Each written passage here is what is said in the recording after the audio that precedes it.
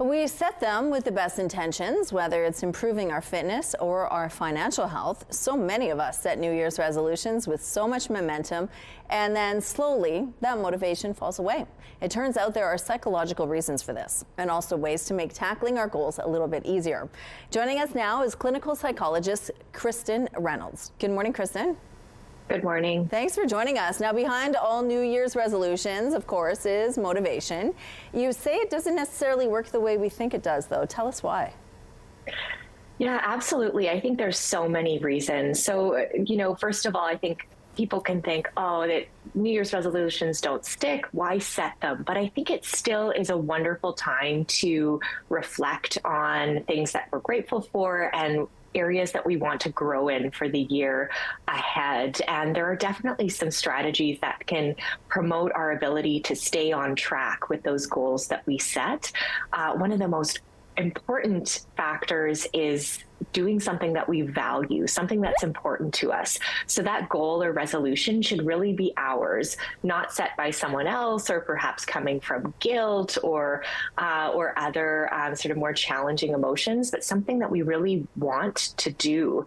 And then from there, we can get into the step-by-step planning of how to make that goal a reality and how to make it stick in our lives. And one thing you caution against is being overly ambitious with your goals. Explain how those can backfire. Yeah, absolutely. So we want to set goals that are realistic, that are achievable, and set goals in a step-by-step way that can allow us to feel some success.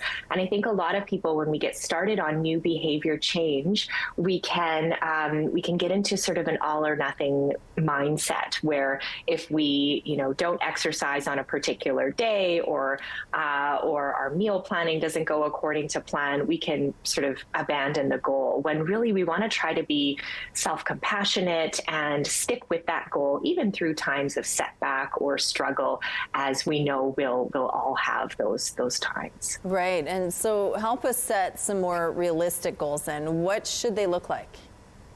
Yeah, so they should be, and I think we've heard this term SMART goals. So setting goals that are really specific, that are measurable, achievable, realistic, and goals that are time bound. And these goals, getting to that realistic part, can be really important. What's going to fit within the fabric of your life? I have abandoned an exercise bike in the basement for our Barbie dream house many years ago that has now gone to my parents' place, and they're having a wonderful time with it. But sticking to a goal that can really fit into the fabric of your life, that you can make it work on a day-to-day basis at a specific time, that consistency is key, something that is time-bound. When are you going to make that time?